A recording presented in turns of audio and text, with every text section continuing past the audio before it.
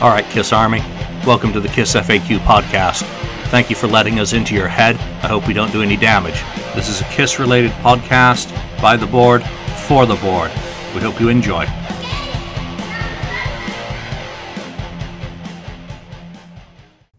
Welcome to episode 57 of the KissFAQ podcast.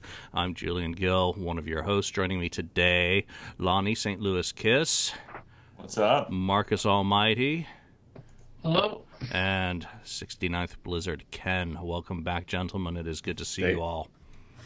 Now, before we get into today's topic, I was going to actually shoot a separate video for an Odyssey book update, but I decided not to. So here's a quick show and tell for those of you who are not watching this. This won't mean a thing, but this is the comparison of two galleys. I had a new one printed up on Paul's birthday, and the book has grown substantially since that previous September one. We're now pushing 500 pages in there, and I believe Tim's doing an interview today. I'm doing one later today.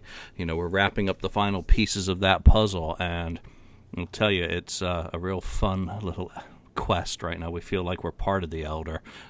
Each one of us are the boy, wondering who steers the ship through the stormy sea. Boy. So, where's your sword?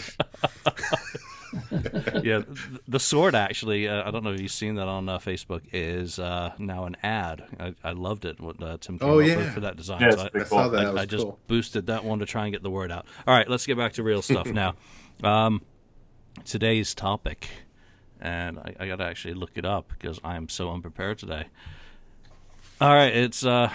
Best and possible co-writers. Yep, who was the band's best co-writer, and should the band consider writing a new album? Should they ever consider writing with someone else? I know Paul has often joked, if anyone sees Desmond Child coming anywhere near the studio, put a sniper on top, you know. I think that was Hot in the Shade era that he was really kind of against Desmond. Poor Desmond. But we won't start there. I mean, let's start in the beginning. First three albums, they don't have any co-writers. Steve Cornell, of course, gets 2 credits, but does that stuff really count because that's pre-Kiss material?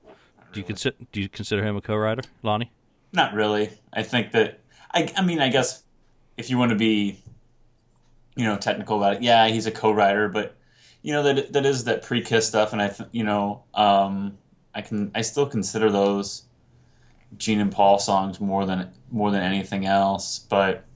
Technically, yeah, he's a co-writer, the Wicked Lester type stuff, but I don't know. To me, those are just songs that blend in off those 3 original Kiss albums just as, in-house type tunes. What about you guys? Ken? Well, go ahead, Ken. All right.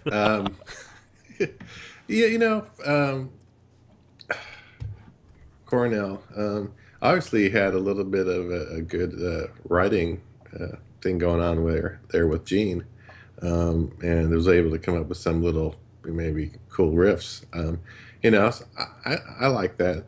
Who knows what else they could have written together or what they did write together that were pretty good songs. Maybe that was it. But I guess Gene never went back to revisit that. Though Gene mostly wrote by himself the majority of the time, at least through the 70s. So, I'm okay with the Cornell thing. I mean, they're off the classic album, so they're cool. Mark?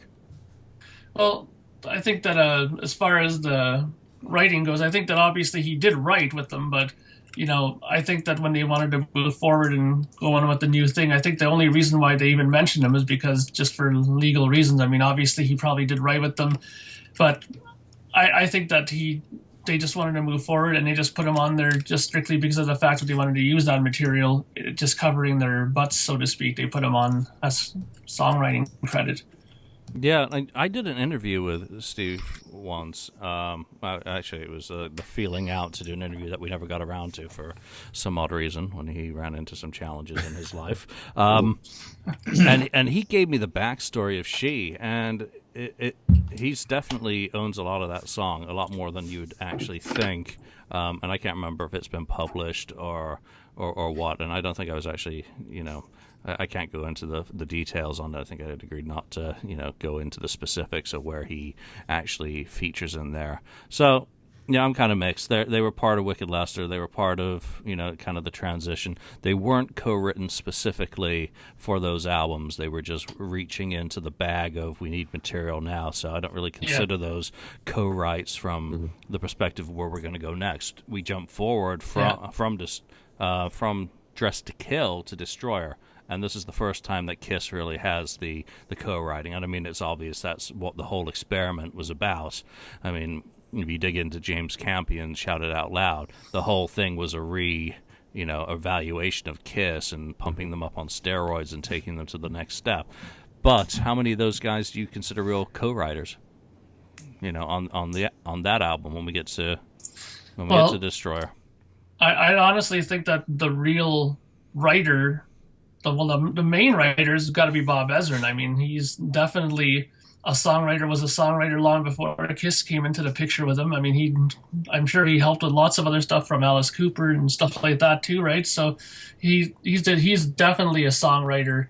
I mean, he's a great piano player too. So I mean, he's definitely a writer in that manner. I mean, you can also discuss. Forget what the guy's name is. I did the King of the Nighttime World there, but I mean, I think that was more from a lyrical sense too. That he I remember hearing somewhere that he was in an airport doing something, and somebody asked him what he was doing. He said he was working on his pension or something, and he was writing lyrics for a Kiss song or something. So, yeah, I mean, when you look at co-writing, there's so many different things. You could be a co-writer as a musical writer, or a co-writer as just simply a lyrical writer, or both, right? So it depends, on how you look at it, right? So, yeah. But an overall writer is Ezrin for sure. Sorry. Yeah, that's Kim Fowley you're referring to. I mean, King of the Nighttime World, I don't really think counts because it was obviously the Hollywood Stars song. It's a cover. Yeah.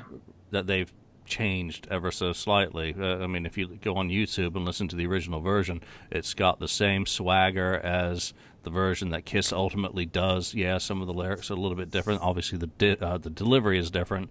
But, Fowley and, was it Mark Anthony on there, I don't really count it, especially Fowley. Because, my impression is he was more of like a Gene Simmons that would buy a song and stick his name on it, or maybe change a few words. I know he did write. Lonnie, thoughts? Yeah, I think Ezrin really, we've heard like that original demo of Detroit Rock City, and you can really hear how Ezrin shaped those songs into what we know them as now. And I think Ezrin just took that raw material that Kiss had for the album and really formed it into what is one of their signature albums. So Ezrin did and on Destroyer, and Destroyer is one of my favorite albums, and I killed for that people say like, well, Destroyer isn't even the best album released in '76, but Destroyer is one of my favorite albums, and you can hear Ezrin all over that album with like Mark said, between the piano and you can hear the hints of the similarities between what he was doing with Alice Cooper and how Destroyer is constructed. So Ezrin is one of my favorite co-writers that Kiss ever worked with, and he's all over that album, and the results are fantastic in my opinion. Yeah, I'm shocked he doesn't get a co-writing credit on God of Thunder. If you think of what the transformation of that song, I mean, you just mentioned the transformation of Detroit Rock City. That's another great example. Yeah, look at the transformation of God of Thunder. I mean, that is insanely transformed. Mm-hmm. Both of those songs are, when you listen to the original form, are pretty nondescript, bland, underdeveloped idea pieces. Obviously, they're a starting point for further musical development. But, Ken, thoughts on Destroyer? Well, obviously, Ezrin's influences are all over Destroyer, and he obviously put him in the right direction and came up with these little melodies like the section, the guitar solo kind of section of Detroit Rock City. I believe he came up with all that stuff in his head. He had this vision ahead of time, what he was going to put in, and also the stuff on Beth. I don't know if he got a credit on that one or not. Yeah. Did he? Yeah. Yeah. So yeah, writing all that extra, the orchestration parts of the songs, and so his hands are all over it. Obviously, he was a great contributor and molded those songs into even better versions of what they probably would have been without him. So, I'm good with, Ezrin was a great co-writer. Obviously, he's very talented. I like the fact that, I know we passed this up, but the Stanley Simmons co-writes, to me, that's a co-write. You have a song, right? Even if it's within the band, those are the ones to me when those two get together, they write something magical, in my opinion, and they should have done it a lot more. Yeah, I mean, when you get Stanley Simmons or Simmons Stanley Simstan, that's the same as Perry and Tyler. Yeah, Lennon, McCartney. I mean, the list goes on of the two Jagger and Richards. Richards. There you go. Townsend and himself. Seems to.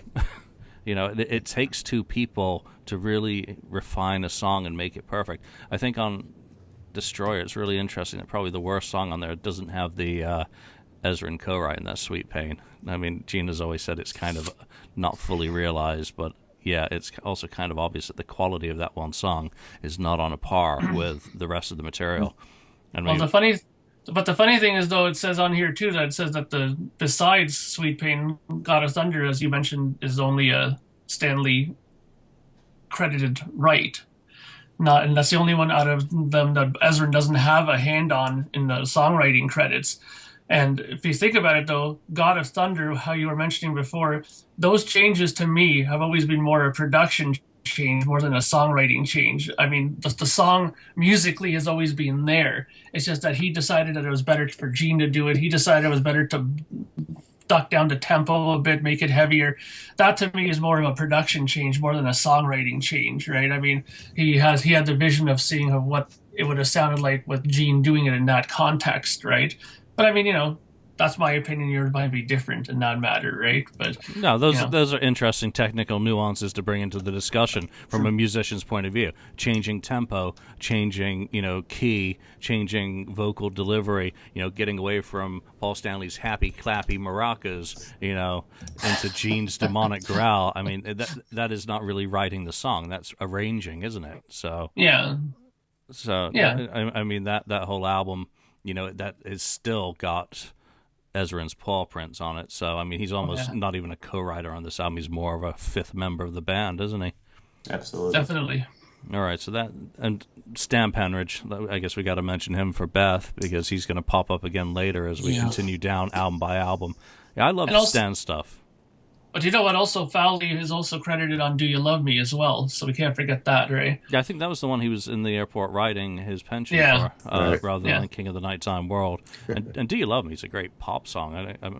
I mean, maybe that was just one that they said, "Hey, here's some ideas, refine it," and again, Reed shouted out loud. It's probably got the answer in there, which I don't have on the tip of my tongue to explain it.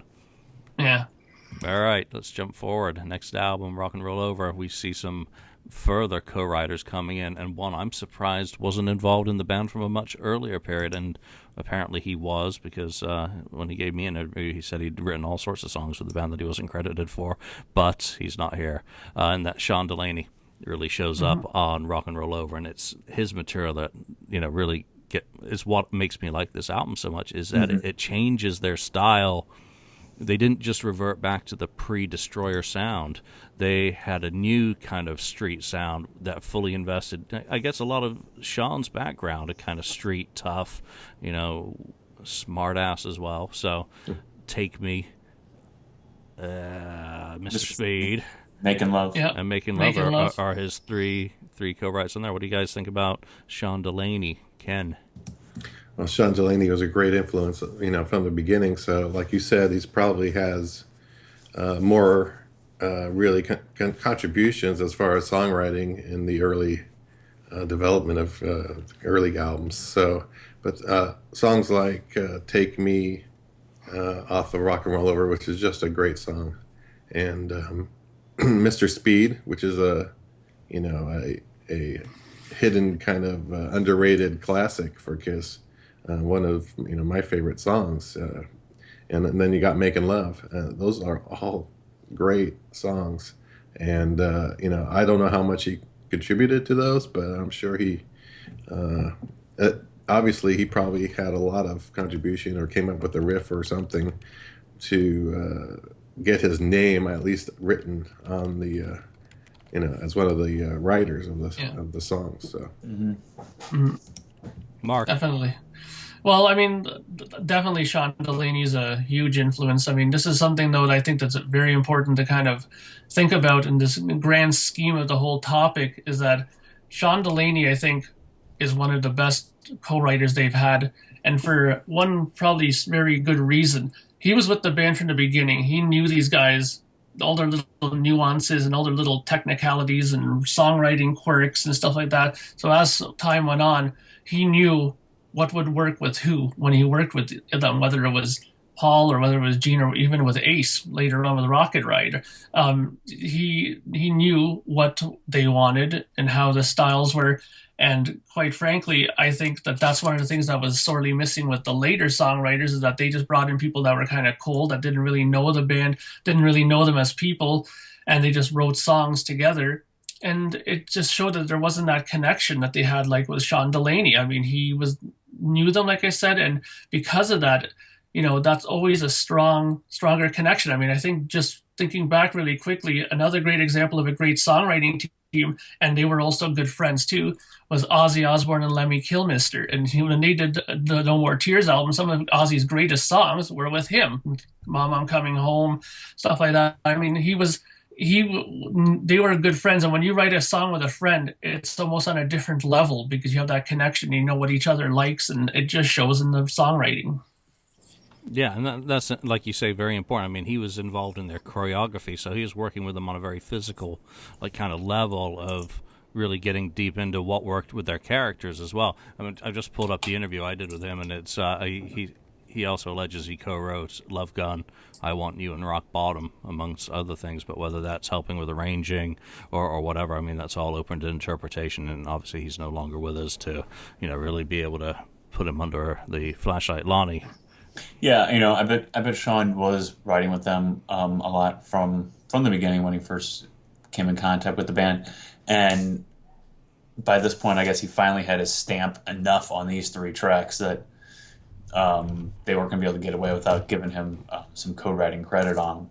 And it's surprising when you look ahead a little bit that you don't see Shawn as a co-writer on Love Gun or albums that came afterwards. And like Julian said, maybe he did have some influence on those songs, but maybe not enough that the band felt like they had to give him a co-writing credit on them. So I think that because Shawn's name is on these 3 songs, I think Shawn was not just involved, but I think he was heavily involved. That maybe he did the majority of the writing on those 3 tracks.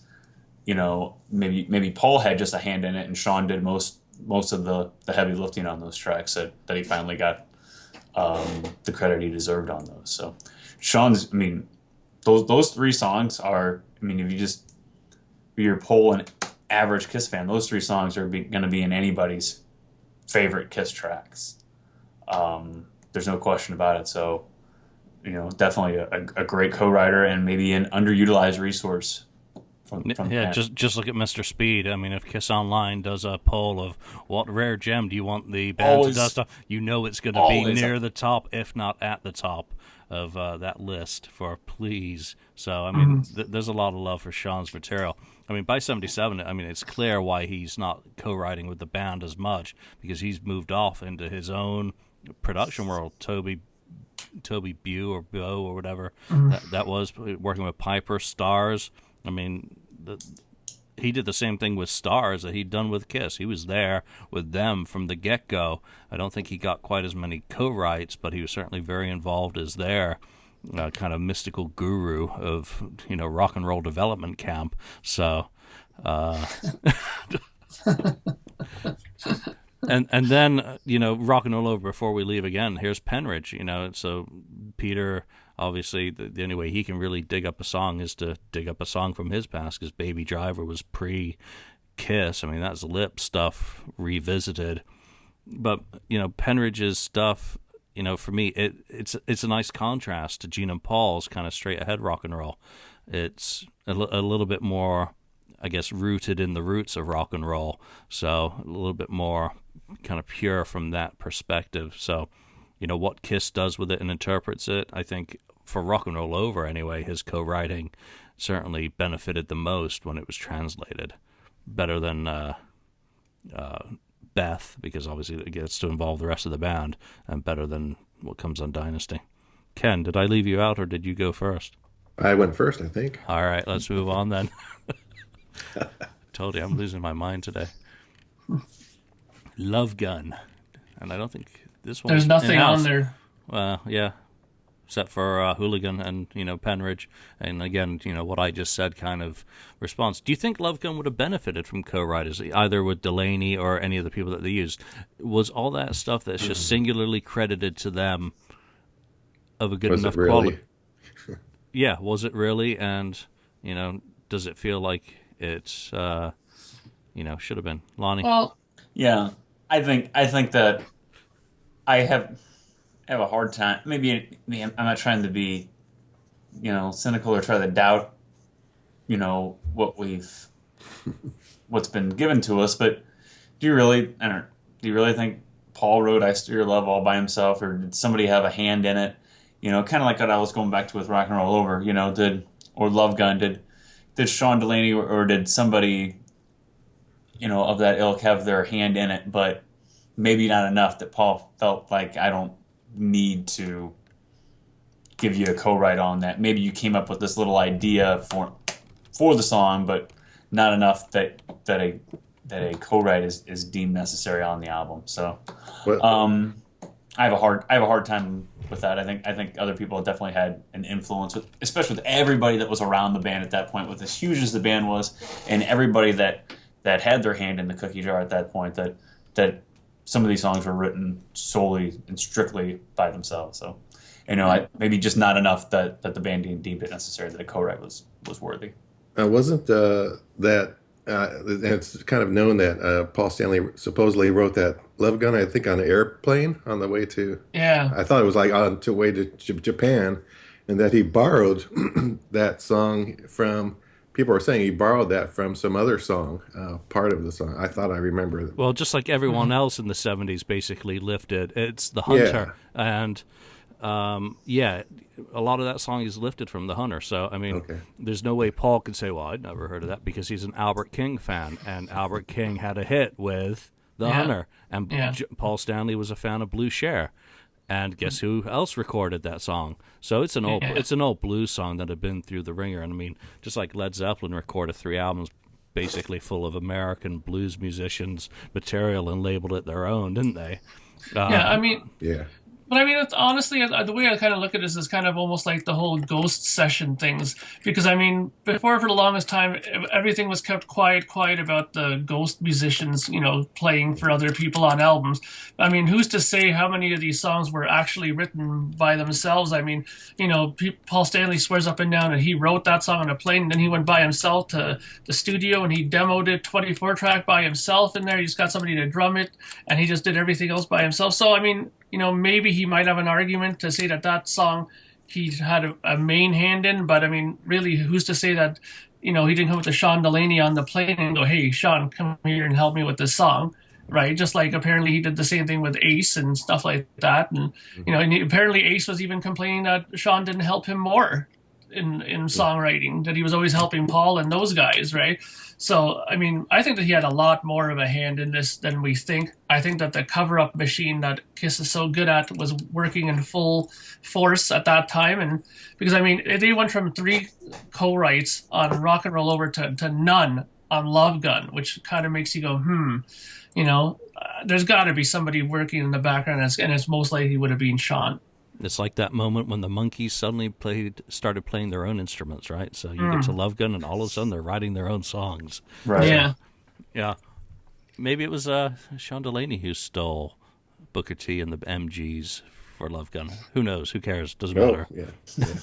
Anything's possible. I mean, look at all the years that it took for people to find out that King of the Nighttime World was a cover. Oh, yeah. I mean, generally the masses didn't know that for years. And a lot of the things about any of the songs, the majority of people still won't know, it's just, or care about. So, I mean, we're kind of splitting hairs getting into that. But, for not writing with Ace Frehley, well, maybe, Shawn felt that Ace didn't need as much help as Paul did. How about that? Oh. Whoa. No. Look at that. I'm just going to throw one out there to the blue Kool-Aid drinkers. There you go, guys. One for you today. All right, let's move on. Now the hate mail. Start typing now, you son of a... All right. All right, side 4 of Alive 2. And Shawn returns. Shawn's back. So,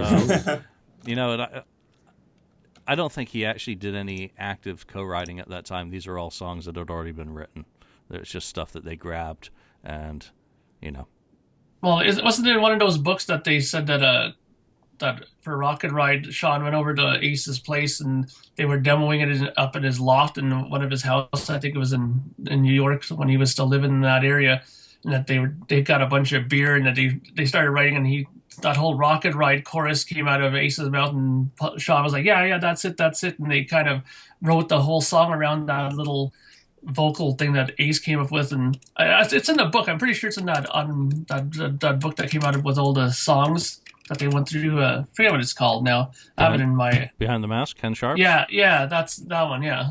I'm pretty sure that it's in there, a pretty detailed bit about that song in particular with Shawn, so... But they didn't say when. Yeah, well...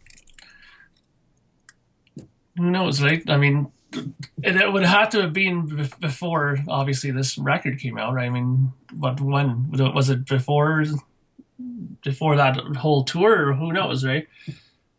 Yeah, so at this point we've got Shawn finally riding with Ace, as you said. So Shawn riding with Ace, is that better than Shawn riding with Paul? Because for me, Rocket Ride is one of my top songs in the catalog, and I think I've said it many times, the one song that I just think it is a crime they did not perform live with Ace. Does Delaney benefit Ace more, do you think? Ken, what's your thoughts on Alive 2? I think so. I think Ace does benefit a little more because some of his songs are, maybe not fully realized sometimes. And usually Paul, when he writes or writes by himself, it's usually pretty much a complete song. It's not, and his demos are almost always the same as his, ones that end up on the albums. It's pretty much the same. Yeah. So, whereas if you talk about Gene, his demos are, so they're piecemeal, and they become, one demo can become, 5 songs. So yeah, I think Ace probably benefited a little bit more than Paul would have. Lonnie, final thoughts on Alive 2? Yeah, I mean, two great tracks, really, Rocket Ride and All American Man. Again, 2 tracks that people clamor for, if the band, that they would love to hear the band play live. Well, maybe not now. They don't want to hear the band now play Rocket Ride, but Tommy will do it. No problem. You really want your website just to go batshit, don't you? Kaboom. But I heard them. They did that that hit and run tour in 2007, and Kiss Online did like a poll, like, what song do you want Kiss to do this summer? Like, and they had some tracks that they've never played, and All American Man won, and they played that song, and it sounded really cool. So, and Rocket Ride's another song that people love. I mean, it's a song Ace always does when he goes out on tour solo. So, just 2 great Kiss songs that Shawn has his stamp on. So, I mean, Shawn is, if you're keeping a tally, Shawn's running away with it almost for best Kiss co-writer at this point. Yeah, I mean, he's pretty close tied with Ezrin, isn't he? Right. Whereas Ezrin only did it for one album, here is Shawn on, a couple albums, and look at the difference in quality between the songs that don't have his co-write credit, as particularly on Alive 2, Side 4. I would say that the ones that lack him are certainly nowhere near as good as the ones that do, but that's a matter of personal taste. I don't know if we want to go too far into the solo albums because they're not Kiss, songs, but I mean, Shawn's on Gene's album. Ace didn't need any real co-writers on there. I mean, he borrowed some ideas on his. Blue Kool-Aid again. Yeah. Well, Peter. Yeah. Well, Shawn basically wrote Peter's album, a lot of it. So. Well, Peter's is Penridge is on there pretty much the whole thing. Yeah, Penridge and Delaney all through it. I mean, plus the didn't covers. did Mitch Weissman have anything to do with Gene's? I think he was just singing the one. He was singing back. Yeah, he didn't co-write with him at that point. They just met, but later on they come back. Wow, we can turn this into an ad for the Gene Ace Peter Paul book. No, behave, Julian. And Paul Stanley, of course, brings in Michael Japp, and that is a co-write he's 3 co-writes on there. That later become a little bit more relevant in terms of a Kiss album. So, I mean, let's skip through into Dynasty, because we'll come back to those guys for the solo albums. And again, Poncia.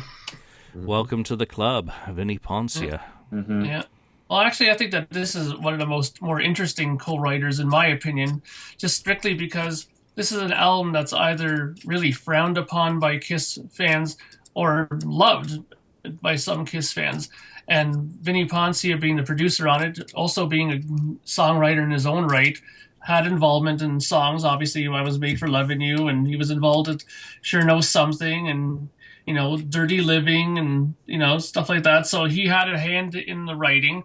So, people kind of always look at that album with a certain, favoritism or distaste. And then the fact that he actually comes back into play later on, much later on actually, is why I think it's such an interesting thing. For something that was so frowned upon or looked back at so ill, why did they go back and use him later on? I mean, well, we'll get to that after, but I think that he's a decent writer, and for the time when they needed help maybe in this style of writing, I think that he definitely benefited them. Yeah, Lonnie. Yeah, for what they were trying to do at that point, with I Was Made for Loving You and Sure Knows Something and Dirty Living, the 3 songs he has on there. 2 of those songs are, in top of Kiss's catalog. I Was Made for Loving You, Sure Know Something. I mean, they're the 2 singles off the album. Sure Know Something is kind of in the class of Mr. Speed. It's like one of those underground Kiss songs that people love, that doesn't get the appreciation that Kiss fans think it deserves. So I kind of slot those 2 in the same category. So, and then Dirty Living, it's a decent Peter song, really, and we all know that Vinnie Poncia was selected for the album because to keep Peter happy at the time. But 3 really good tracks that he has his hands on, and maybe he had his hand on more in Dynasty, but doesn't get the credit for it, because you can hear his influence all over the album. So, but three great songs, and if you're keeping score, that's 3 in his slot, and there's more to come. So. Yep, Ken. Yeah, I agree. Poncia is really good. Obviously, he has a very good pop sensibility about him. If you look at his track record, and coming up with those songs or working with those songs on those songs with either Paul or even Peter Criss. Obviously, it was probably Dirty Living was a Chris Penridge probably completed song that Poncia had embellished, came up with some things to make it better. I'm pretty sure of that. And actually, that's Dirty Living is kind of a hidden gem for me, in my opinion. Mm-hmm.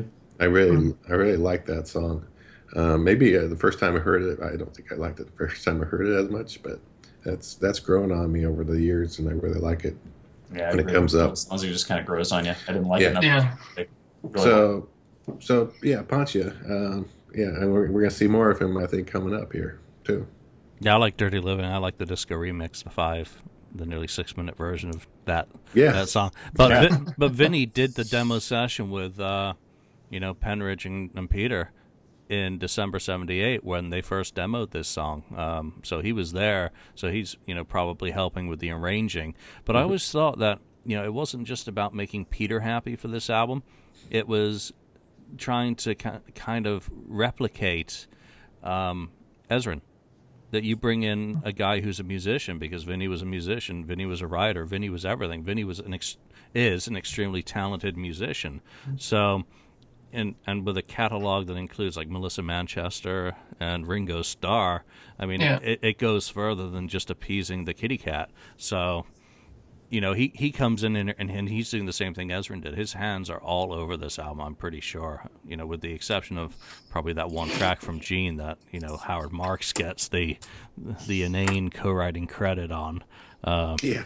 And it Yes. definitely seems interesting that whenever Kiss wants to make a major shift in their style, they bring in that songwriter producer. Like for Destroyer, they brought in Ezrin. For this major shift, they brought in Vinnie Poncia, and then when they wanted to make that big shift back to the whole, we're heavy metal hard like Revenge, they brought back Ezrin back again, to help with the writing, right?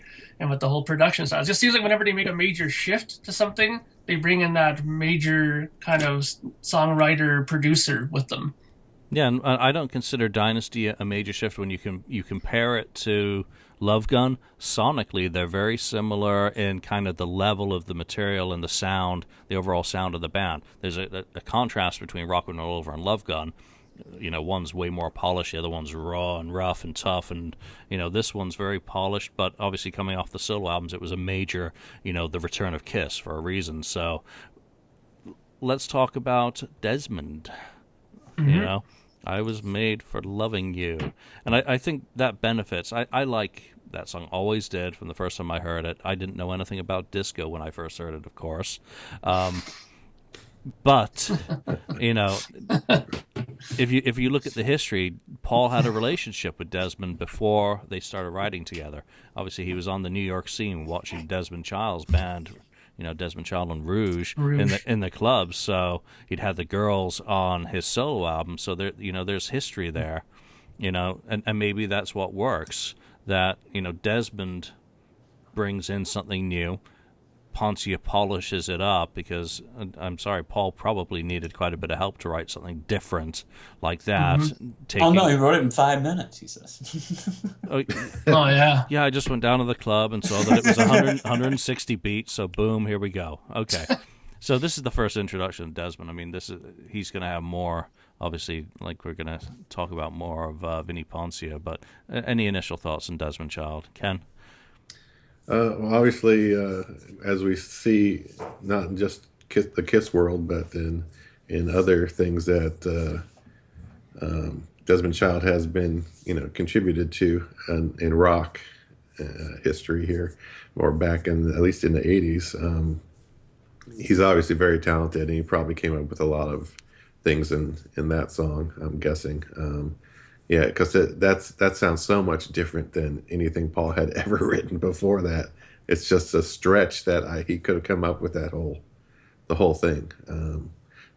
But he may have come up with the melody, the initial melody, I Was Made for Loving You part. But I think he probably had a lot of help on that song. Yeah, go back and listen to The Fight or some of the stuff off Rouge, and stylistically, where some of the elements in that song are probably coming from. Lonnie? Yeah, I think I Was Made for Loving You is the perfect song to introduce Desmond Child into the Kiss world. I think it's you couldn't pick a better song to introduce him into it, and we'll see more to come with him. But I think his hands are obviously all over it, knowing his style and knowing, like Ken said, like knowing Paul's style. That I don't think Paul writes Love Gun and then I don't think the urban legend is really true that in 5 minutes he just sat down and wrote that, and had to totally shift a style. So obviously, I think Desmond's hands are all over it, as are Vinnie Poncia's. You know, I don't think you write a song in 5 minutes with 2 co-writers. So, but that's just me. Team effort, and just think, you know, what would happen if, you know, Desmond had been a member of a band who had actually made it. You know, he didn't make it. You know, I think he's got 2 albums of Rouge, and then there's his Discipline album later in the '80s, and that's it for him. You know, very little on his own. Mark, any final thoughts before we move on? Well, I mean, I think, like we said, he had a relationship with him when they first met, and he knew about him from the New York scene. But I mean, you know, this whole thing about you know, Paul saying, you know, if you see him anywhere near the studio, get out a sniper and stuff. I think that to me is just frankly sour grapes on Paul's part, because I think that what really pissed off Paul is that, you know, he wrote all these songs. Like, there's 8 songs I can think of that Desmond Child wrote with Kiss, okay?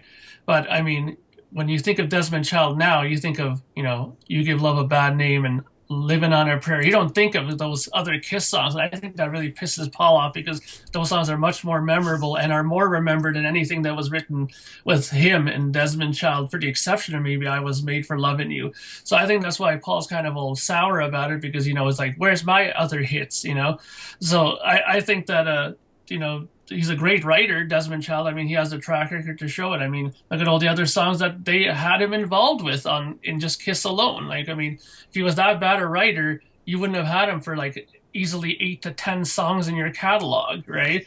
So, I mean, I think he's a good writer. I think for this album, it was a great introduction, just like Lonnie said, that, you know, this is a good song to introduce him with. And he went on to show his strength as a writer. Maybe just Paul Stanley wasn't the right guy to write huge hits with him. Maybe he needed Bon Jovi to write and get bigger songs out of him. You know, there you go. Well, I think, sorry, Julian, but I think Paul is the one that told Bon Jovi to look up Desmond Child. Oh yeah, but so it's his own fault. Yeah, and maybe that's where the sour grapes come in, because you know, people are talking about Desmond Child, they're talking about Bon Jovi. Well, who took Bon Jovi out on their first major tour? Kiss, and who really brought Desmond Child to prominence? Kiss, and who doesn't get mentioned in the equation? Kiss. Yes. So, you know, can I kind of understand, you know, Paul sitting there, but I, you know. All right, let's move on into Unmasked. And here's Poncia again. And I think this album's kind of indicative of someone who has too much of his hands in the pie, because it's an album that, while very similar to Dynasty, has gone too pop. It's swung a little bit too far away from the center. And I think that the songs that don't have him as a co-writer are better than the ones that do, because, you know, Talk to Me. It's not many that don't have him as a co-writer. Talk to Me and Two Sides of the Coin, you know, Aces songs, you know, Keep Your Hands Off My Ass, Scott, Vinny. You know, everything else just seems here to overdose on the pop pretensions that they were going for. The sound. What do you guys take on this? Is it a step too far with Vinny? Was he given maybe too much latitude, or was the band just really going for that AOR audience too much? Mark? I think that just really quickly, I think that the reason why they gave us so much is because, you know, because of I Was Made for Loving You. It was a huge #1 hit all around the world. I'm sure the record label at that point was like, yay, you know, we have a huge #1 hit, you know, because didn't Phonogram at that point pretty much take over as the major parent company at that point. So, of course, they wanted huge material and record sales, and I'm sure they probably, you know, patted Vinny on the back and say, listen, if you can make a couple of more like songs like that on this next record, we'd really appreciate it. Hence Shandy, you know, which was then probably the next attempt at a huge hit, which probably only worked in Australia by the sounds of it. But you know, that's why I think they gave him free reign, I think, over this record. I mean, I really like Naked City. It's a great song, and he was involved with that too, right? You know, and but, you know, I think you're right, though, to a point. He did probably have a little too much control over the album at that point. But I think that's why it happened, because of the success of the other song. And they saw dollar bills probably and thought that if we let him go more his way, maybe we'll see more of it. Well, Shandy was also a hit in Norway, #4, and that explains why death metal became so popular there. Don't give us any more of that shit. I agree with Mark on his observations of this, and plus, I think had Dynasty flopped, if that flopped, Ponce wouldn't have been the next producer. Had they gotten maybe no hit at all, I have a feeling they would have went in another direction. But since they thought, well, geez, Kiss usually doesn't have songs that play on the radio, not too often up to that point. They thought, well, this one really did well. Let's keep him on. Maybe we can get some more hits on AM radio. So I think that's what they were trying to do. And like you said, Julian, it went, a little bit too far. The pendulum swung too far in one way. That gold single went to their head with Dynasty. It was only the second gold single that the band had on the first one. Paul Stanley had a part in. So, looking for more of those is where I see this album going and what they were trying to have their co-writer do. And, why would they go back to Vinny if they're like, okay, well, this different style of music is working, Vinny, let's go with it. And, our demographic is changing. All those kiddies who are buying sponges are growing up. So let's put some syrupy stuff out there that maybe their moms like. So again, I agree with everything everyone else said. Next. I think you bring up an excellent point with the gold record. And, there was the first gold record single that Paul was involved in. And they weren't about to repeat the formula. Well, Paul wasn't about to repeat the formula for how they got their first gold record single with Beth. So, and Peter hints to it in his book that, Paul was jealous that he wrote such a great song. But how much Peter had to do with Beth is a topic for another show. But I think that they saw that, and, Paul had a co-write on their big hit single, and, we're just going to throw him all in there. We're just going to throw all of our eggs in here to try to get another one like that. And, if Dynasty is what they call Super Kiss, well, this was like Super Kiss on steroids because it got even poppier and it was just way overdone with trying to get that one hit again, and it flopped historically. Yeah, and it's interesting. Dynasty has a gold single, but it's not a mega selling album. I think it's only officially certified as platinum. I think it is double platinum, but that's not a mega album. No, not in that period. So, yeah, not in that period. A gold single did not equate to album sales. People did strictly just buy the single rather than the whole album. So, the experiment didn't work, and Unmasked really kind of proves that in the U.S. anyway. I mean, in other countries that were so desperate for something interesting, perhaps it can explain why it was popular. But all right, music from the Elder, and I'm not going to go into too much detail on this one, as it'll wait for later for me. But Ezrin comes back, and I think more interesting than Ezrin on this is Lou Reed and the three songs that he's got a co-write on. Marrying up that New York sensibility. His dark lyrics. Who's got an echo? Whatever. It's a really weird combination, and I didn't know enough about Lou Reed and Velvet Underground and all that, but obviously that comes through Ezrin. Ken, thoughts on I guess the Elder, not just Lou Reed? Yeah, well, the Elders are, in my opinion, a great album still, even if it's a different style, in a different direction.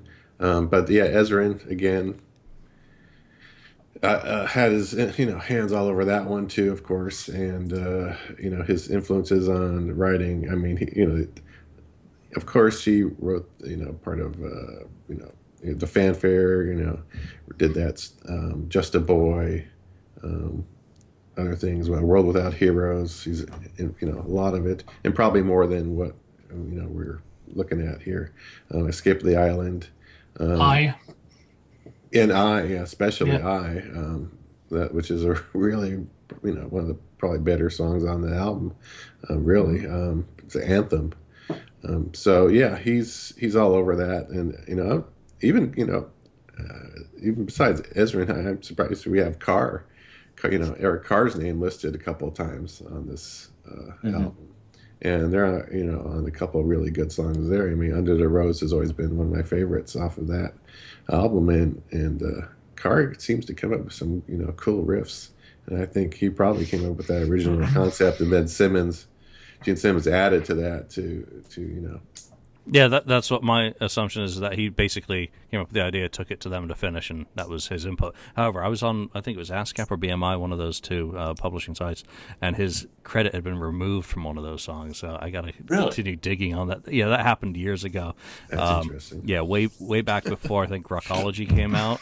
Dial L for Love, which everyone kind of knew he had written, he wasn't even credited on. So I got to look into that one. But, okay, back on topic. Lonnie. Ezrin obviously is all over the album. I mean, it's pretty obvious. But I think it's interesting that you get a Simmons-Ezrin co-write with I. Usually, Gene is solo, and Gene hadn't... Everything that Gene contributed on... Well, there wasn't an Ezrin-Simmons co-write on Destroyer, so usually, Ezrin was there with Stanley, so I think it's interesting that you get that, and the results are great. I mean, like Ken said, I is a very underrated, one of those underrated Kiss songs. Again, it's another one of those songs that the fans clamor for all the time. So I think that's really interesting, that they were able to come up with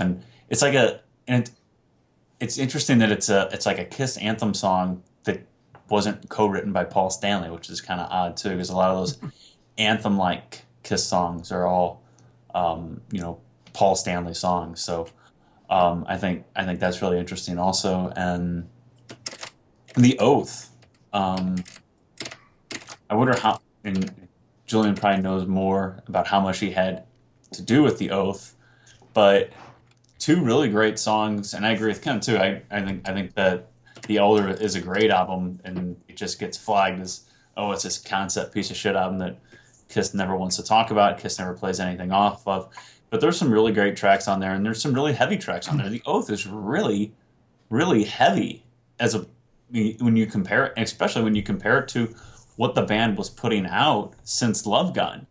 And even Love Gun isn't, we were talking about Love Gun a little bit ago, Love Gun isn't a really, really heavy Kiss record.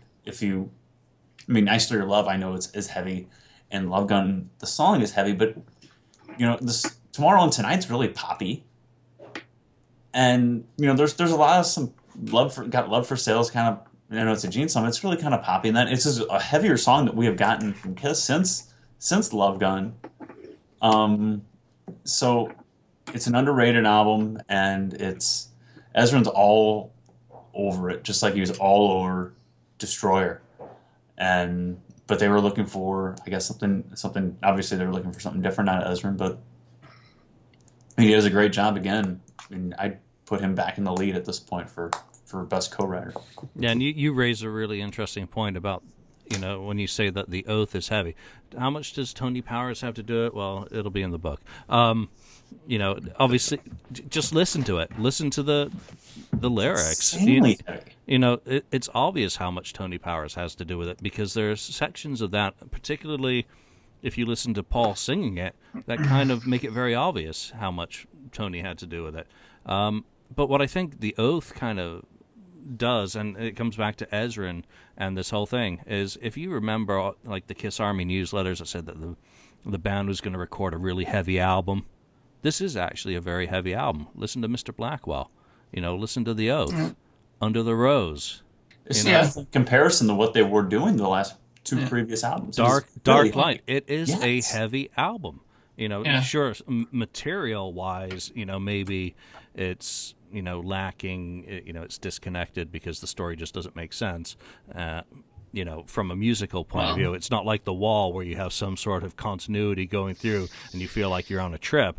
Here, you actually feel like you're on a trip and don't know what the hell's going on. Where is the boy? It's like he's time warping all over the place.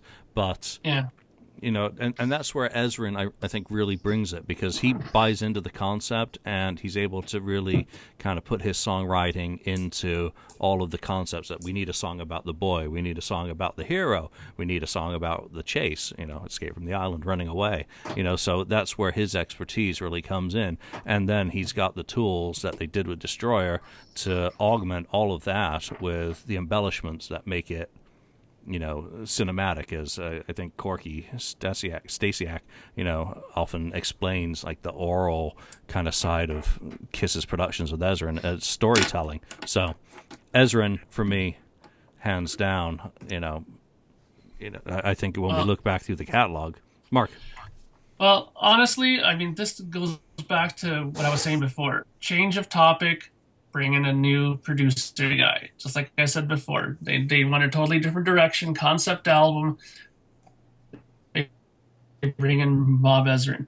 As far as Lou Reed goes, I am familiar a bit with his material and stuff like that, and Lou Reed is here strictly lyrically, as far as I'm concerned, because from anything I've ever heard from his Velvet Underground to his solo stuff, lyrically it has a lot of similarity to it. I mean, it certainly ain't for many melodies, because as far as I'm concerned, Lou Reed is just an atrocious singer. So I don't think he'd be contributing anything vocally to it, but it's definitely more of it's like the thing with Bob Dylan, when they were always talking about, Gene writing a song with Bob Dylan. I couldn't imagine he would write anything musically or vocally with him, because he's not a great singer either, right? It's just probably just lyrics, right? Which is more his standout thing. So, and we also touched upon the point about how you were saying, how it was interesting that Simmons and Ezrin wrote a song together.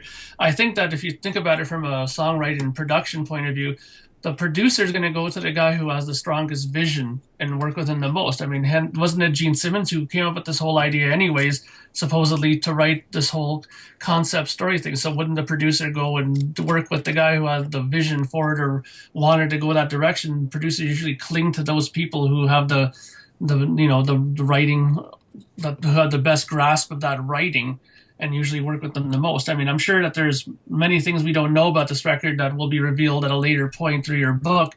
But at this point, from what I know, that's how I would approach it. I mean, if Gene came up with the idea about the whole concept, then I'm sure Bob Ezrin would have said, okay, well, I'm going to be probably dealing more with him from a whole songwriting perspective. That's probably why, he wrote I with him and stuff like that, Dark Light, for example, I mean, Lou Reed's on that as well. And again, I think that's strictly contributing to probably lyrics, I would think. I mean, the lyrics for Dark Light initially were totally different from on the demo, right? So there had to be a change somewhere. Was Lou Reed involved? I guess, again, that'll be something we'll learn from your book later on. Yeah, Dark Light. Does that sound like Lou Reed? Just Dark Light, the phrase. Yeah, exactly. Yeah, totally. Yeah. The title. That's straight out of Lou Reed. Yeah. But I mean, not without, not trying to prod you for info. That's why I'm trying to keep it low key, right? So, but that's okay, because Tim hasn't written the book yet, so I can't give you that much information. You got to remember this book is by Tim, with me on the side. So he's the keeper of the keys. He's the keeper of the oath. Yeah. Okay. Well, I mean, that's what I think. I mean, obviously Bob Ezrin got a lot of flack for this record. Because I think it's mainly the reason why he got the flack was because of The Wall. If The Wall was not written and he didn't do that record with them, then maybe the outlook on this record might have been different. But because The Wall was such a huge record and was so loved and is so looked at as the greatest, concept record of all time, and this is a little controversy for me. I always said that I think The Wall is not. I think Dark Side of the Moon kicks The Wall's ass up and down every day, and that's how I think. But but still, The Wall was his big, pat on the back for himself, saying, "Look what I did with Floyd. I brought them back from the brink," and it was such a huge record. And if that record wasn't made, I think people would have looked at The Elder a little differently. Yeah, I think it's before we move on. To the last two makeup albums, I guess, that we'll do in this episode. The Wall is an interesting creature because it's predominantly Roger Waters. There's very little of David Gilmour in there except for musically. I think he's only got what was it, 2 or 3 songs on there. So he'd presented Roger had presented the band with several different concepts that they could go, and this was the one that was picked. But in Kiss, I don't think there's anyone who's an analog of Roger Waters on that level. None of them are on the same level as any member in Pink Floyd. So Ezrin's working with different raw material, and I love the comment that you guys have made about the unusual Simmons-Ezrin co-write. And just while you were talking about that, I don't think Ezrin had much to do with the writing of that song, to be honest. I think he's more in there because of the embellishments and the crafting of the arrangement than anything else. I think he gets his name on there strictly because of that. The whole song just strikes me as a Gene Simmons manifesto, maybe with a word here or a word there changed by Bob, but I don't think that's a co-write in the traditional sense of, Gene giving him the song saying, hey, what do you think about this? I think it's more that he put so much work into crafting that song sonically and tying it in to the rest of the album that he gets a co-writing credit for really changing the nature of the song more so than, obviously happens on a lot of things. But, I don't have a definitive answer to that. That's just a gut feeling. Let's move into, I guess, which is a companion piece to The Elder because it comes at the end of the Elder period, and that's Kiss Killers. And here we go with co-writers galore on those 4 new songs. And off the top of my head, we get the introduction of Adam Mitchell, on I'm a Legend Tonight, which to this day, I still absolutely adore that song. When I finally found Kiss Killers, and that's the first one to play, it hit me because it was just like perfectly crafted pop. Was it as good as Rock and Roll Over? No, it's just, for me, it was just powerful pop perfection, with Kiss performing it. So that remains a favorite. I mean, then we get into the Bryan Adams, Michael Japp co-write Down on Your Knees.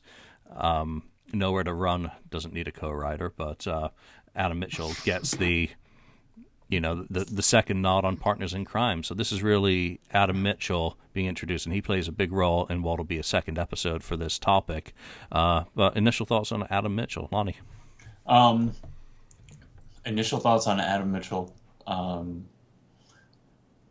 in total agreement with you on I'm a Legend Tonight. It's fantastic. I was kind of in the same boat as you, like when I finally got my hands on Killers. I had to seek it out a little bit back in the day when I was collecting my back catalog of Kiss albums, and you put on I'm a Legend Tonight, and it's like, yeah, you know what I mean? It just hits you. And you're like, why couldn't I found this earlier? This is awesome compared to some of the stuff that I was, getting the back catalog of, especially when I was cleaning up like the remnants of the back catalog that I still needed. And you're a little disappointed, and you finally get your hands on this, and you're like,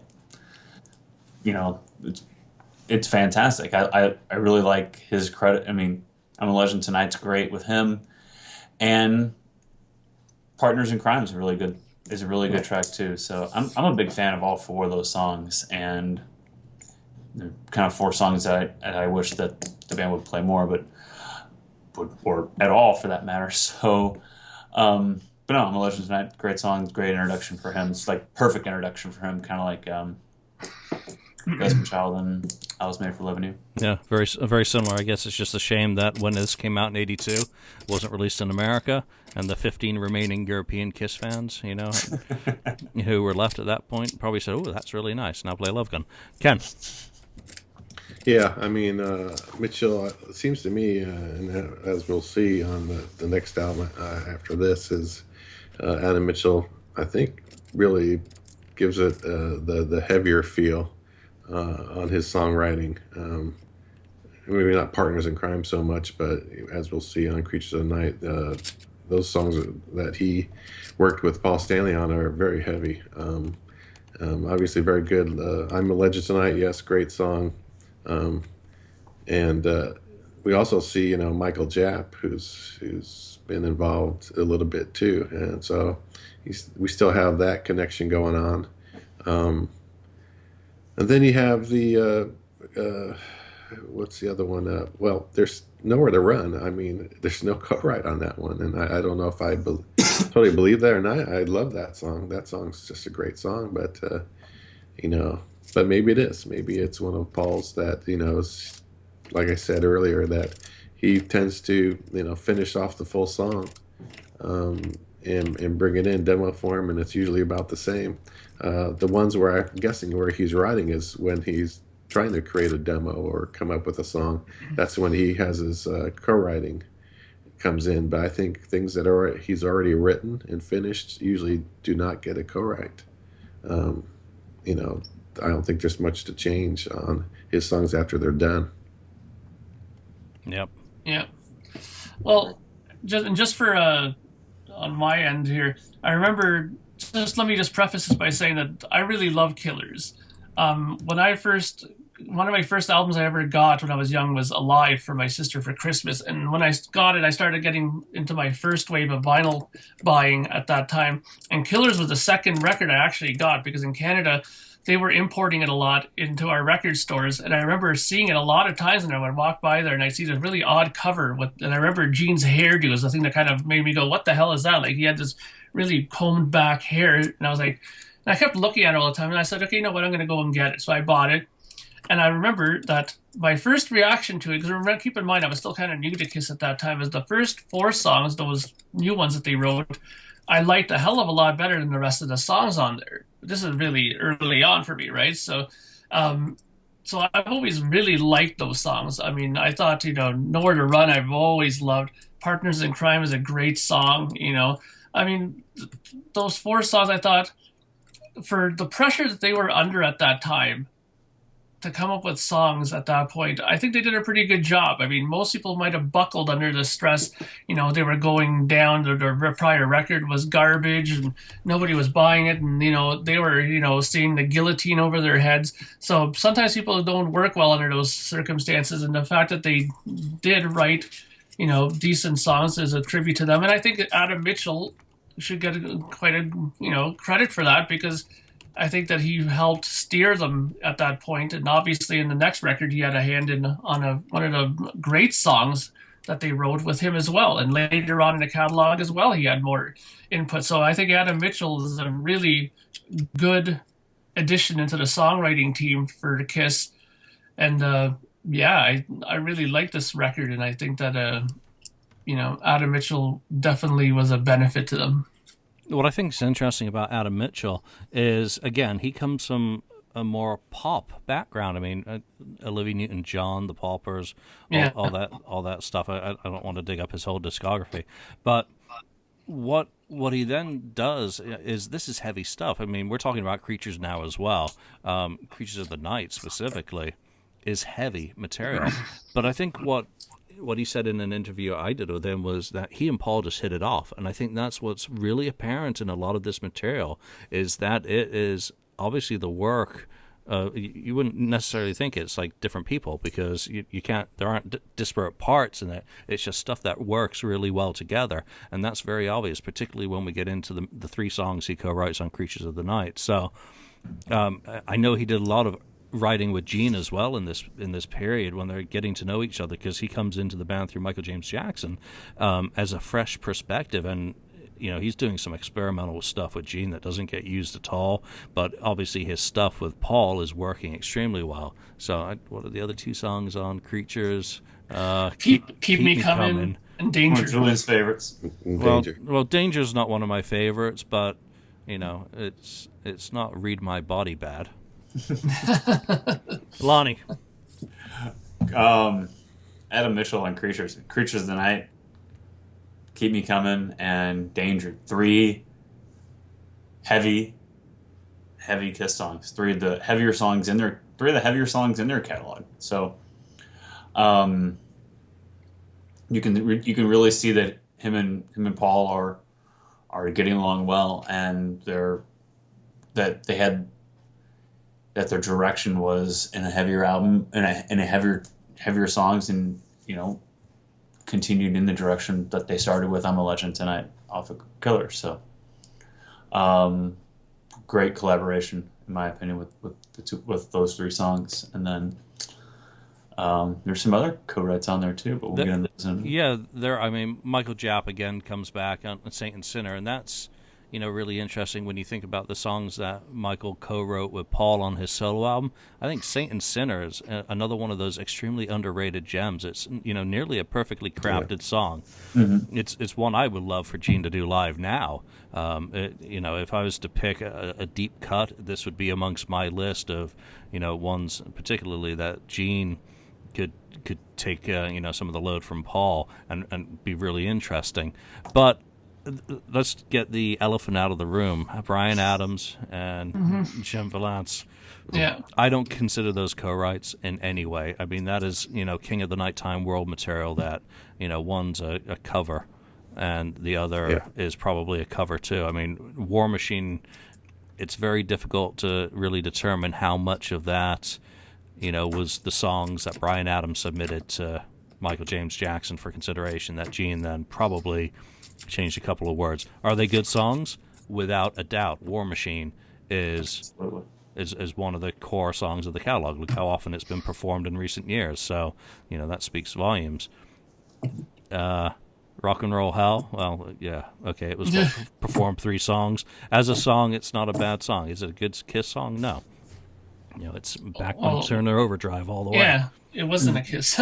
No, Canadian band, right? BTO? Yeah, Yep. BTO. Yeah, BTO did it. Well, I mean, you know what, though? I mean, speaking about War Machine, I mean, this is the Kiss, cover-up machine in full force. I mean, in that Unmasked book, Gene clearly says that War Machine was written because he found a little keyboard that he bought, came home, was fiddling around with it, and the opening line for War Machine, he came up on his little keyboard. Now, is that true? Did he write the whole song based around a little keyboard? I can't imagine writing War Machine on a keyboard. It just doesn't strike me as something that an instrument that you would write War Machine on. Did Adams and Valance have more of a hand in it? I would think so, because they're both good songwriters. I can't imagine Bryan Adams, though, writing a song like War Machine. But, I mean, maybe back in the day he could have wrote it, right? But, there again, what's the truth here, But,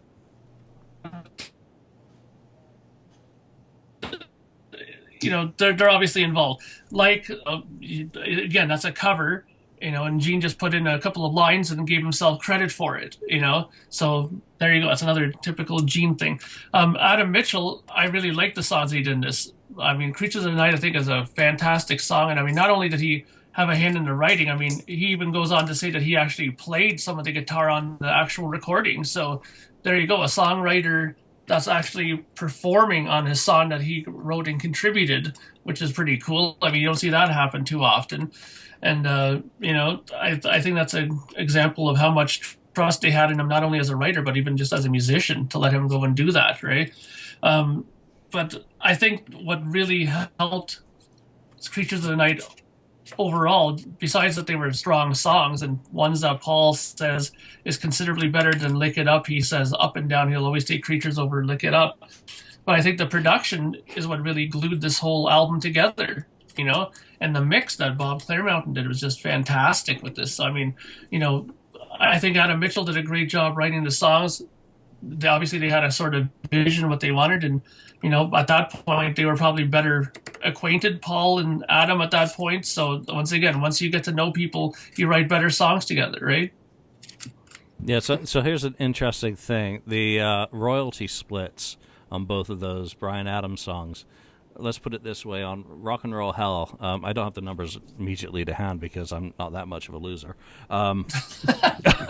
But Rock and Roll Hell, if I recall, was closer to 10% for Gene. So that just indicates very little, actually. And that's obvious to anyone who can go to YouTube and listen to the BTO version of the original song. Yeah. Yeah. On the other song, it's closer to a third. So yeah, that speaks more of the evidence. We'll never know specifically who did what, but when you get down into the legal and the splits, that tells you what they agreed on. Is that definitive? No, because there's also document out there that assigns Peter Criss 50% songwriting of songs that he clearly did not write. So the legal, but I think in this case it probably paints a closer picture. Lonnie. Mm-hmm. Yeah, I think people want to give Gene a lot of credit for War Machine and that, but you're not putting those other two guys' names on there unless they had a substantial amount of input into those songs, into that song. I mean, because we talked a little bit earlier about Shawn Delaney helping out with songs that he didn't get any co-writing credit for. So I think those guys had quite a bit of influence on that song, as much as Gene wants to say that he wrote it on a keyboard or whatever, like Mark was saying. So, but Bryan Adams and War Machine, you don't really put the two in the same room together, but obviously he had a significant amount to do with it that they included him on the co-write. So yeah, and here's another thing: you don't put their names on a song in 1982 to sell albums, because at that point Bryan Adams is a no one, or with a very small following, because he's just starting his and you had no idea what he would turn into at that point. Yeah, so I mean, it's like, oh look, Bryan Adams co-wrote with Gene. Didn't mean anything. Yeah, so it's like Desmond Child again. It's the start of their. Obviously Jim goes on to ruin Aerosmith's career, and Bryan Adams becomes a legend. Mark, would that be great from the perspective of a Canadian, that he's a Canadian music legend at this point? Yeah, he is. I mean, but also from a Canadian perspective, Jim Vallance is also respected here because he guided Bryan Adams in his early years, and the early formative years as well, and was involved a lot with the songs that became popular. Cuts Like a Knife and all those songs that were really popular at the beginning. He had a big hand in too. So it wasn't just Bryan; it was those two. They were really known as a team back then. Yeah. All right. So, Ken, before I ignore you completely, sorry. It's all right. No. Any of your thoughts on the Creatures of the Night material? And we've still got that one co-writer to talk about. There's still that elephant in the room you're not talking about. Yeah, another one. The other elephant. The Adams and Valance stuff. I noticed, though, in the songwriting listing, when they list the names, is Rock and Roll Hell, of course, has Adams and Valance listed first before Simmons, but the War Machine is Simmons listed first before Adams and Valance. And that's where I guess you were talking about the third writing, and who knows, again, is Simmons, maybe coming up with that initial riff that you hear right at the beginning of the song that, maybe on, like you said, a keyboard. Mark was saying it's possible, I guess. I could see it happening on a keyboard, that hitting the keys in that fashion.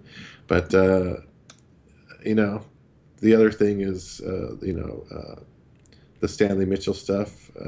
Again, that stuff is very, very heavy. Like Lonnie was saying, is some of the heavier stuff that they ever recorded. So there's some good collaboration there. Too bad they didn't keep collaborating down the road, because I think they could have come up with some pretty good songs. Yeah, if you're talking about the ordering of the credits on my website, is that incorrect? I did that deliberately. On the album, I was just checking. The album, of course, lists Gene first on both of those. I put the different order when I had the splits, just to be difficult. Okay. Well, I thought that was... So if anyone out there has ever wondered why it's listed that way on Kiss Monsters, that was because I was being a dick. No. Surprise. All right. So let's we're getting towards the end of the show, so let's throw Vinny under the bus. Vinny at this point is only a co-writer. He's nobody. He is one of many guitarists who are coming through the doors. And there's actually I should try and find the link for it, but there's a great article at the moment about the people who tried out for Kiss in the summer of '82 while they're recording, and we've actually found some people who did some recording for the band and didn't get paid, and stuff like that. It's kind of interesting. I can't say their names, but Vinny is probably one of those people who did some recording for the band and didn't get paid, and also did some writing. Vinny Vincent, what do we say about him as a co-writer before he joins the band and is no longer a co-writer? Should I go first? Jump in. Well, I'm going to say this. I know that he's such a huge figure in this Kiss history here, Kisstory. But I mean, one thing can't be disputed. He knows how to write a song. Let's just face it. He knows how to write good songs. He knows how to play guitar good when he wants to. I mean, especially when it comes to guitar solos, he can play tasteful stuff if he wants to. He doesn't have to do all the bumblebee garbage that he did later on. But he knows how to write a good song. It's obvious he can write good songs because not only did he write a couple of good ones for this album, but he wrote quite a few good ones for the next album, and he wrote a couple of really good ones for an album that Lonnie holds close to his heart and probably carries with him everywhere he goes. Revenge. That's a deep tease for next week. But he can write. I mean, why would you bring back a person into the picture if he wasn't a good writer and that you wouldn't get a good song from? I mean, it's just as simple as that. I mean, I'm speaking now strictly as well from a musician and a part-time record producer as well. I'm not going to involve myself with somebody who has a reputation of being maybe a bit of a dick if I didn't know that he would deliver something that would be worth putting up with. You know what I mean? I mean, he can write. Obviously, they know that, and that's why they brought him back. And he wrote those 3 songs that he did on, Creatures were just really, really well done. So I think that he was worth bringing in there, and I think he's a good writer. Those 3 songs provide a real cluster of awesomeness on this album. I mean, I'm not a big fan of I Love It Loud. It's just been done to death for me. But back when I first heard it, I thought, wow, this is insane. This is incredible. Not the drums and everything. It's just gotten old as I've gotten old. I Still Love You to this day. I've sung its praises many times. It's just an absolutely incredible power ballad. I mean, it's really absolutely amazing, and I'm sure I preferred the treatment that was done on MTV Unplugged with it because that's Paul Stanley at his height. But this, I want to know exactly what Vinny did as part of the songwriting process for that song. I will have Paul to sit down and actually, go more into it and try and recreate, sitting with Vinny or passing papers back between dressing rooms or whatever, how that song. I would just love to understand the genesis of that song from Vinny's perspective. Vinny, he just had incredible pop sensibilities, and everything that Vinny was good at is really illustrated on Killer. Because, again, that is one of my all-time favorite Kiss songs. Because the lyrics, it takes the best of Gene's stupid little phrases, but marries them together into something that really works well. So, Vinny, absolutely incredible, at this time before he becomes a member of the band. Ken? Yeah, great contributions by Vinny. I mean, I think Mark was saying that, writing with a person that you're having trouble with, you may go ahead and do it, even though, because the song is going to be better anyway. It's worth it. But I don't think at this time they knew he was a dick, like you said. I think that was going to come later on, probably starting with around the Lick It Up period, and starting where the ego started to grow, and that's, once he knew that they needed him. Right, exactly. So, I'm a full member of the band now, but even though he didn't sign a contract. So yeah, I Love It Loud. I Still Love You. Great, and Killer. I just that's another hidden one for me, another hidden gem that I just think is a great song. Doesn't sound like anything that Gene Simmons would write, in my opinion. Not really. But it's just a great song. So yeah, down the road, he writes more great songs with them. Obviously, he's a great songwriter. It's too bad that, just things didn't work out there, because I think we would have had a lot more great music. I know we have, Lick It Up and Revenge. But boy, there could be more beyond that we would have had in the mid '80s. Would have been a lot better. On just think, Animalize and Crazy Nights and those, Asylum even. Okay, you went there. You didn't include Asylum because you didn't I know that's a touchy subject. He saw me waiting to pounce. Why didn't you say something? Yeah, but even Asylum, I mean, it could have been, agreed. You said all it was that great. Benefited. Yeah, it would have been even a better album than I believe than it is. So it's near perfection, though. Yeah. Yeah. So, yeah, you can't, disregard his contributions, at least on this album and going into the future. Yep, and obviously his guitar playing throughout the album, a lot of it, really sets the tone. But this is about songwriting today. All right, we're going to break this up into a two-parter, and keep this to the makeup era. And in the next episode, sometime down the road, we will revisit the rest of the albums from a songwriting perspective, and try and talk about some of the guys who came into the band. But let's put you all on the spot. And 73 to 82.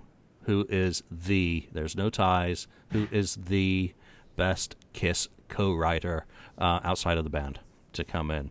And I'm going to throw down and start with, Shawn Delaney. More so than Bob. For me, I think Shawn's stuff is, it's all over the place, working with different members through different times. It's, not just being involved with the production, it's really helping them craft some very, very good songs, more so than some of the other people who we could easily pick. Ken? I'm going to go with Ezrin.